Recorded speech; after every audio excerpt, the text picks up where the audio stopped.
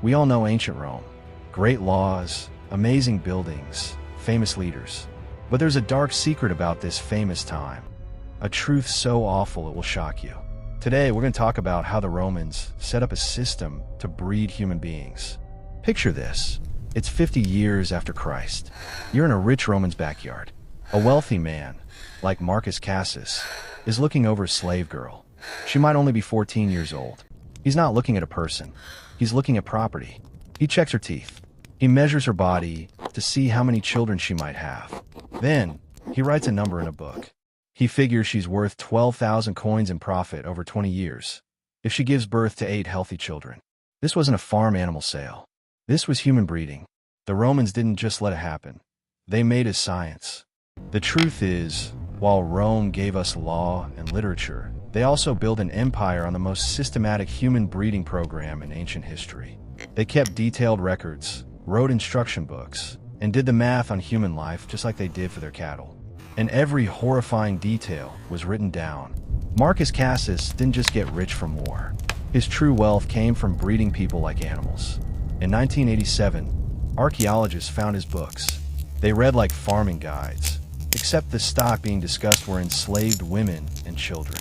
A healthy 16-year-old woman cost 2,000 coins, but Cassus figured her children would bring in a profit of 12,000 to 15,000 coins over 20 years.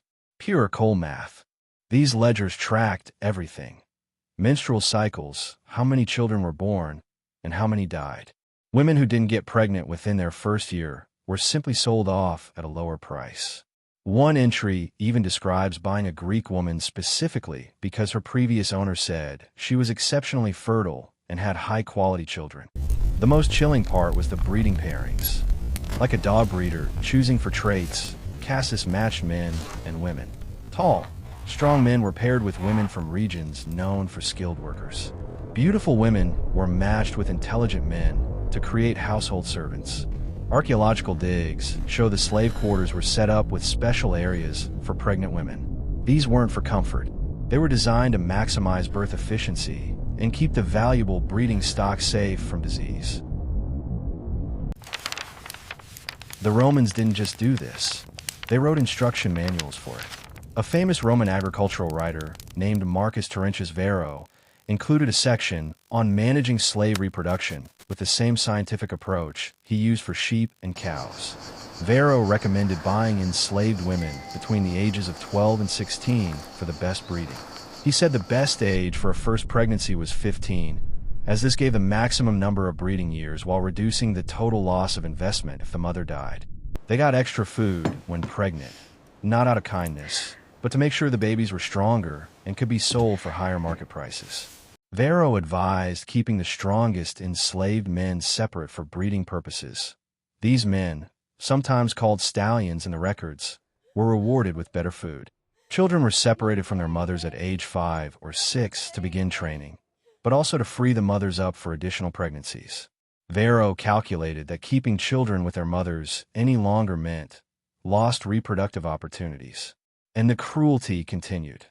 Varro advised selling women who failed to get pregnant after 2 years, and men who produced weak children were to be taken off the breeding program and given dangerous work where their deaths would be a minimal economic loss. But systematic breeding required more than just forced reproduction. It needed the human spirit to be broken to ensure obedience. This process began the moment a young woman arrived. It was called the domestication period, lasting up to a year. Isolation was the first step. New slaves were kept alone, seeing no one but their trainer. This continued until they became completely dependent on their captor.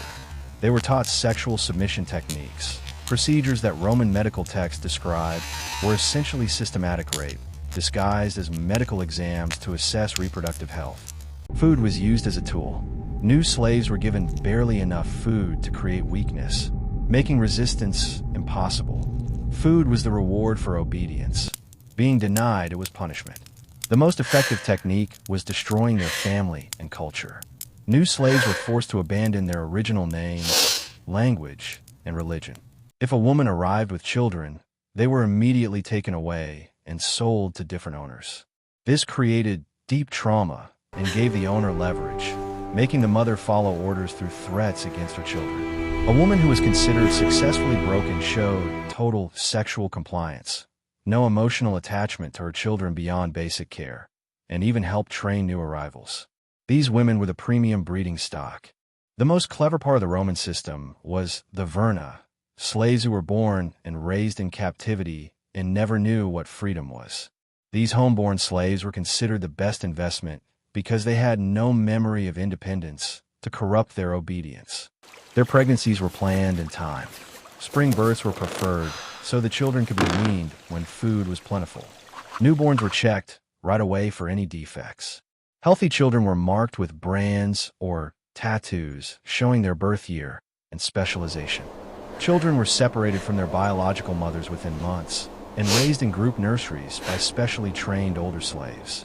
This prevented the formation of strong family bonds that could interfere with loyalty to the owner. Education was designed to create specific skills while eliminating any ability for independent thinking. Even for the smartest verna, who learned to read and do math, their intelligence was always framed as existing only to benefit their owners. The greatest challenge to this cruel system came from the enslaved people themselves. The revolt led by Spartacus didn't just start a fight. It attacked the foundation of Roman slavery. Spartacus knew that if he could stop the breeding programs, the empire's economy would collapse within a generation. When his army captured Villa, they didn't just free people. They destroyed the human breeding infrastructure. They burned the records, demolished the nursery facilities, and mixed the breeding stock into the general population to prevent future exploitation. The Roman response proved how vital these programs were. The commander sent to crush the revolt, Marcus Cassus, made it his top priority to recapture breeding facilities. Protecting this reproductive system was seen as essential to Roman national security. Modern archaeological techniques confirm the horror. Excavations show specialized buildings clearly designed for managing human reproduction, separate housing for pregnant women, nurseries that could hold over 100 infants, and medical rooms with gynecological instruments. Forensic analysis of bones shows the physical toll on enslaved women. Signs of repeated pregnancies starting as early as age 13 or 14, and pelvic damage from difficult births. The most disturbing finds are the mass graves of hundreds of infants near Roman villas, proof that high infant death was simply an expected cost of the breeding business. The systematic human breeding programs of Rome created methods of exploitation that echoed through history. They were the blueprints for later plantation systems in the Americas, where owners used Roman agricultural texts to manage their own enslaved populations. This twisted legacy reminds us that a civilization's achievements mean nothing if they are built on the systematic dehumanization of people. The same Roman minds that wrote books on virtue also wrote clinical manuals for human breeding, showing no recognition of the humanity of their subjects. We must understand this history. It forces us to see how easily smart people can justify terrible things, and it helps us spot the same patterns today in modern human trafficking and forced labor. True progress is not just about buildings or wealth. It's about the moral recognition of dignity for every single human being. If you found this exploration as compelling as I did, hit that subscribe button so we can keep peeling back the layers together.